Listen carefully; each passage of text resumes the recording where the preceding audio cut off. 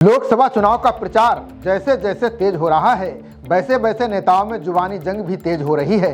संभल पहुंचे भाजपा के प्रदेश अध्यक्ष भूपेंद्र चौधरी ने इंडी गठबंधन के नेताओं को कंफ्यूज बताया। उन्होंने सपा को समाप्तवादी पार्टी तक कह दिया। वहीं चौधरी के बयान पर शिवपाल यादव के बेटे आदित्य यादव ने जोरदार पलटवार किया है। उन्होंने कहा कि कंफ्यूजन में सपा नहीं बल्कि बीजेपी है। भाजपा को मैनपुरी में ढूंढने पर भी प्रत्याशी नहीं मिल रहा है। इसके अलावा उन्होंने यूपी में 70 सीटें जीतने का दावा किया है। समाजवादी पार्टी या INDIA गठबंधन ये अंत विरोध का शिकार है, अंतर्कलह का शिकार है। और जिस प्रकार से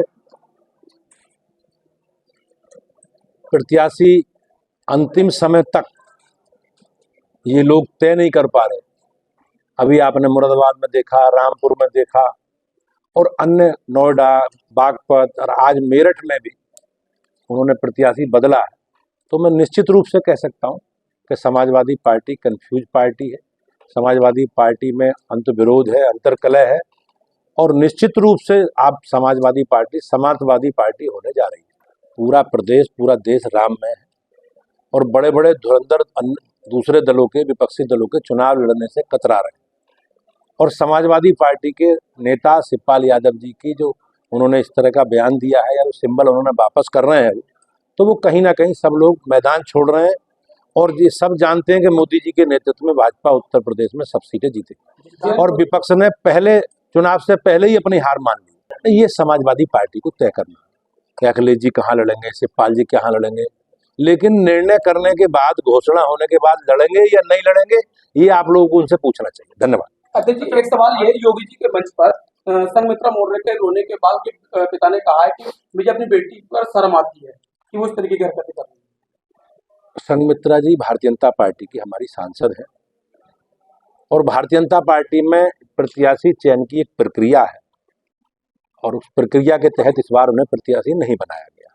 तो ऐसे बहुत लोग हैं जिन्हें नहीं बनाया गया, बहुत सीनियर लोग भी हैं, लेकिन निश्चित रूप से वो हमारे साथ हैं और पार्टी ने उनके लिए अच्छा कोई काम सोचा होगा और जल्दी सारी चीजें आप लोगों के सामने आएंगी। जी, खुद मुझे लगता है उनकी पूरी पार्टी से मैं इसीलिए ये कह रहा हूँ कि लगातार उनके प्रत्याशी टिकटें वापस कर रहे हैं, संन्यास लेने का राजनीति से प्रयास कर रहे हैं।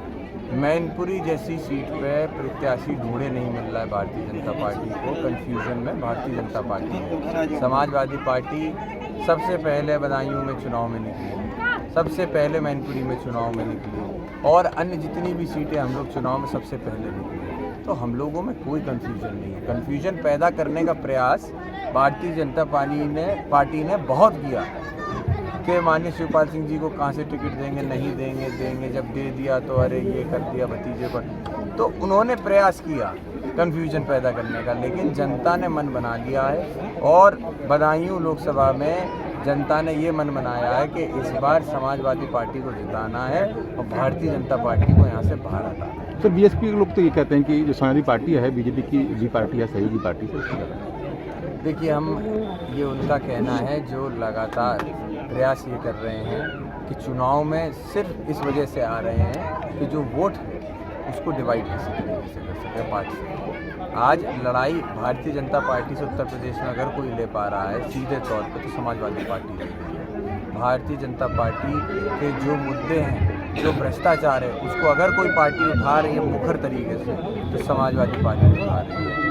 दूसरी पार्टी जो बसपा है उसने कौन से मुद्दे उठा दिए, कौन सी बातें हो गई, कौन से प्रचार में वो निकले हैं। तो हम ऐसा कैसे कह सकते हैं कि बीजेपी की भी पार्टी, आप समझ लीजिए मेरा इशारा किस तरफ है, कौन सी पार्टी बीजेपी की है पार्टी। तो प्रदेश में कितने इंडिया गठबंधन कितनी सीटें जीतने आ रहा है? इंडिया गठबंधन उत्तर प्रदेश के अंदर 70 से अधिक सीटें जीतने जा रहा है और ये तय है कि इंडिया गठबंधन उत्तर प्रदेश के रास्ते ही इस बार प्रधानमंत्री बनाएगा और इंडिया गठबंधन का ही सरकार 2024 में। खबरों का सिलसिला जारी रहेगा। देखते रहिए जनप्रवाद। नमस्कार।